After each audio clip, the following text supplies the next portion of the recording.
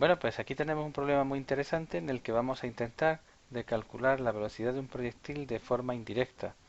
Tendremos tres pasos consecutivos. Uno, el proyectil choca con un bloque, ambos quedan unidos, van ascendiendo por un plano inclinado y al final tenemos un tiro parabólico.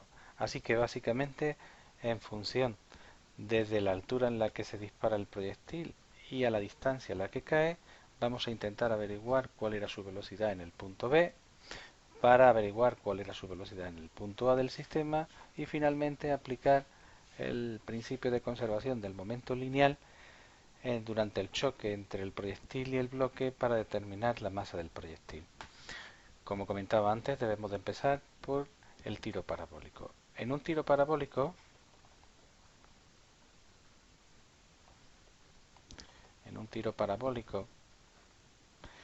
el vector velocidad inicial que dispone será igual a la componente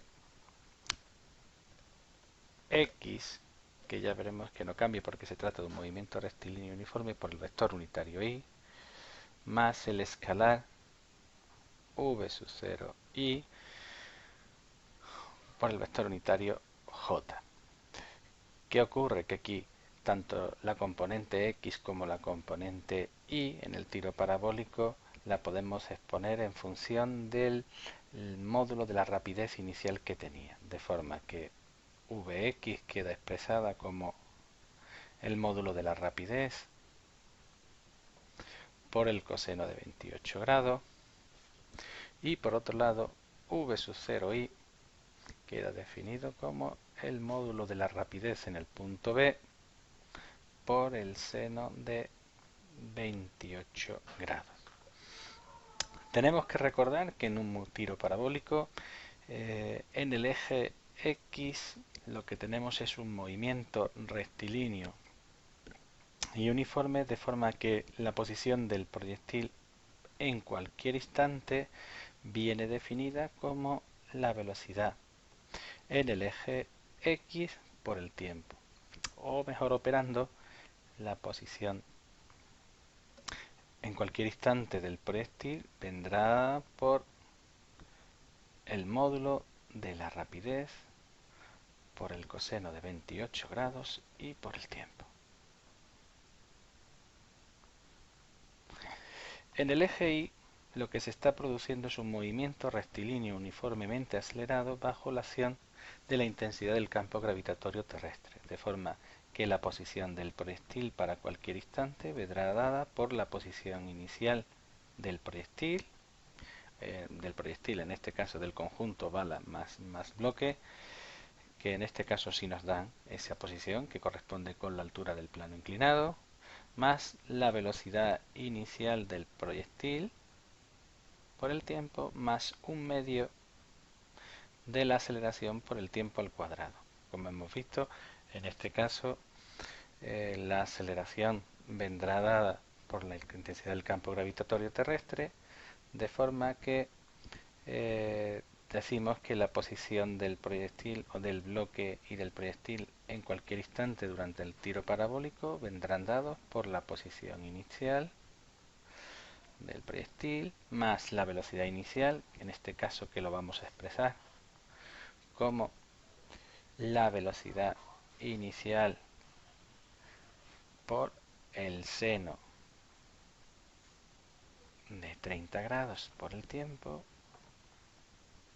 menos g medios por el tiempo al cuadrado. ¿Cómo podemos resolver este problema? Bien fácil. ¿Por qué? Porque sabemos que cuando el proyectil toca el suelo,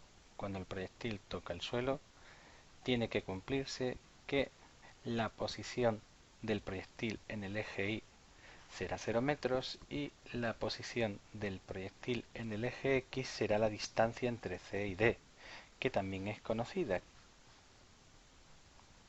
que es 10 metros.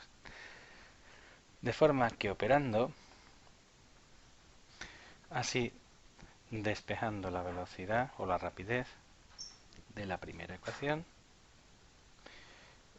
podemos decir que será igual a la distancia CD partido T coseno de 28, y sustituyendo la rapidez en la segunda ecuación tenemos que 0 es igual a la posición 0 y b más la distancia CD partido por t por el coseno de 28 por el seno de 28 menos g por medios de t al cuadrado. Y este también estaba multiplicado por t, de forma que aquí el tiempo con el tiempo se me va. Y entonces para nuestro problema tendremos que el tiempo será igual a la raíz cuadrada de 2 por la posición inicial en la que se encontraba el bloque, que será la altura, la distancia BD, más la distancia que recorre horizontalmente el bloque por la tangente del ángulo de tiro, y todo esto dividido entre la intensidad del campo gravitatorio terrestre. Nos sale un tiempo de 1,17 segundos de vuelo. Ahora podremos calcular lo que es la rapidez, teniendo en cuenta que la posición del bloque en el eje B era igual a la rapidez por el coseno del ángulo y por el tiempo. Así que, como hemos visto que la rapidez era igual a los 10 metros que se recorren, partido por el tiempo y por el coseno de 28. Y esto sale un valor de... Obtenemos un valor para la rapidez de 8,3 metros por segundo. Esta será la velocidad justo en el punto B. Bien, pues una vez que tenemos la velocidad en el punto B, aplicaremos el principio de conservación de la energía mecánica para determinar cuál es la velocidad del conjunto en el punto A. Para ello decimos que la variación de energía cinética que experimenta el sistema simplemente es variación de energía potencial gravitatoria. Así que un medio de la masa del proyectil más la masa del bloque por la velocidad final, que sería en el punto B al cuadrado, menos la velocidad inicial al cuadrado, que será la que tengamos en el punto A, tiene que ser igual a menos la masa del sistema con el proyectil más la masa del bloque por la intensidad del campo gravitatorio por la intensidad del campo gravitatorio por la altura final menos la altura inicial. La altura inicial es 0. Las masas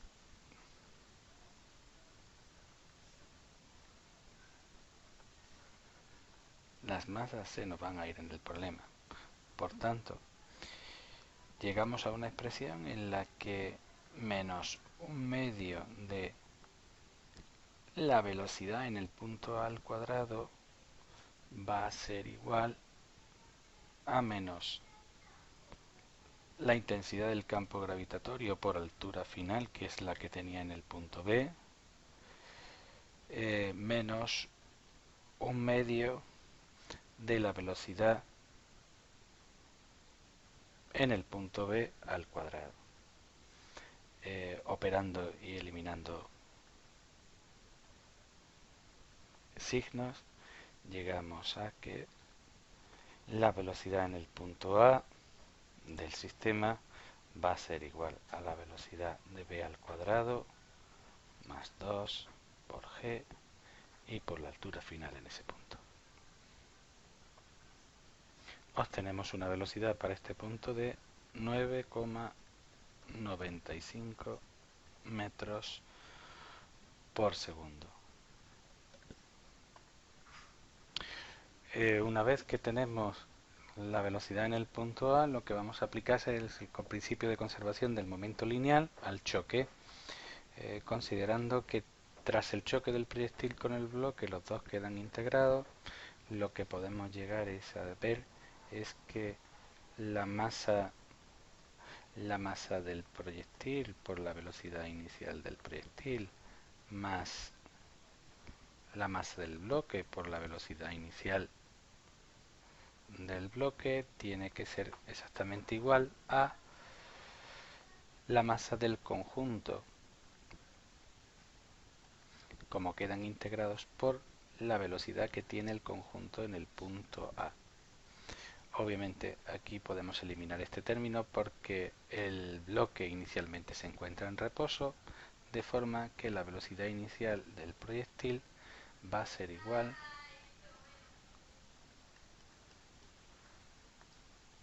al cociente de la suma de las masas dividido entre la masa del proyectil y multiplicado por la velocidad que tenía el conjunto. Y esto me da una velocidad de 167 metros por segundo.